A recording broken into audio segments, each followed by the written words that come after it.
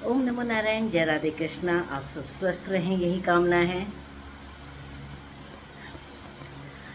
और आज हम फिर शॉर्टकट्स इन लाइफ के ऊपर बात करेंगे कि हम अपने जीवन में जो शॉर्टकट करना चाहते हैं उसका हमें क्या डिसएडवांटेज होते हैं।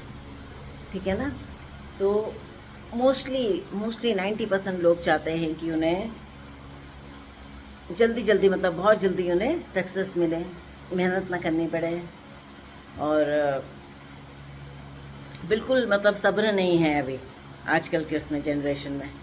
वो चाहते हैं कि मतलब मेहनत नहीं करना चाहते, बस चाहते हैं कि जल्दी से अचीव कर लें कुछ भी।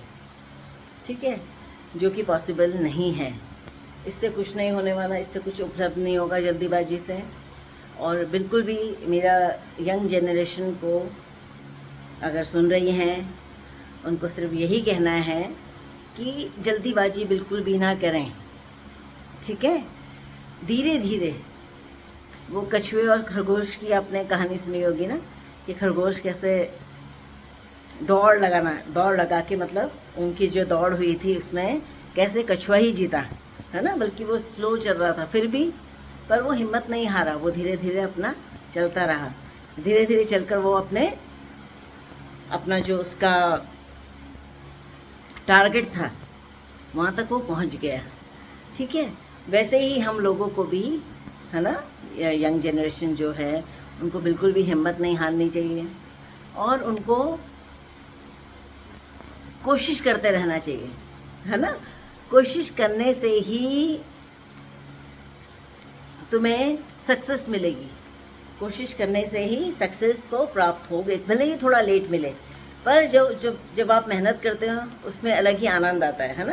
कोई भी चीज़ में अगर आप मेहनत कर रहे हो उसका फल आपको अच्छा ही मिलेगा, क्योंकि आपने उसमें अपना पूरा टाइम दिया है, पूरी मेहनत की है। आज नहीं तो कल वो रंग लाएगी। पौधा कोई कोई होता ना, जब हम पौधा उगाते हैं तो कोई पौधा तो एकदम उग जाता है, किसी किसी को जल्दी मिल जाती है, किसी किसी को थोड़ी देर में मिलती है ना। तो कोई कोई जो बड़े वट वृक्ष वगैरह वो टाइम लगाते हैं बड़ा होने में, है ना। तो उसमें क्या है, अगर वट वृक्ष की तरह ही हमें बनना है, उपलब्धियों को प्राप्त करना है, बहुत ऊंचाइयों को उठना, और हमेशा वैसे ही स्थिर में रहना है फिर हमेशा। तो इसके लिए बिल्कुल भी हिम्मत नहीं हारनी है।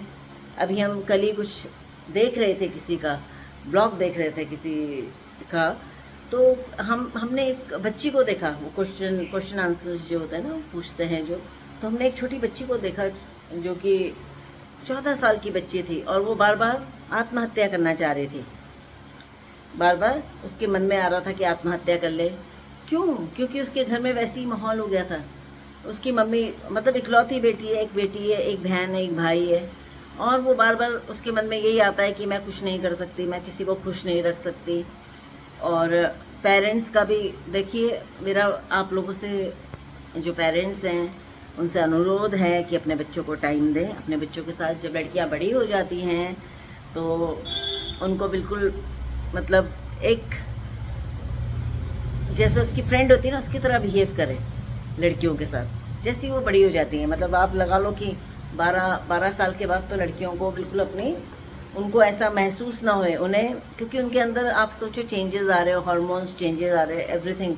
तो उसके लिए क्या करना है, आपको उनको टाइम देना है, उनके साथ मतलब बिल्कुल फ्रेंड की तरह बिहेव कीजिए, उनसे पूछिए उनको अगर कोई चीज़ की दिक्कत हो रही है, कोई चीज़ उन्हें परेशान कर रही है, तो किसके पास जाएगी। ठीक है ना। और एक माँ ही है जो अपनी बेटी की बहुत अच्छी फ्रेंड बन सकती है, वैसे ही एक बाप अपने बेटे का बहुत अच्छा फ्रेंड बन सकता है ना।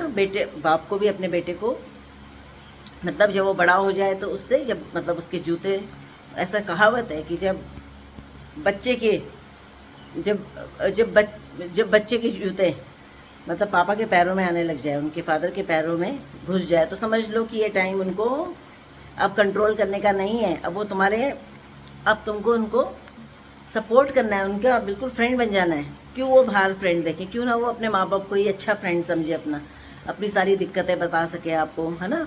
तो उनका सहयोग कीजिए, इसमें उनका बिल्कुल सहयोग कीजिए।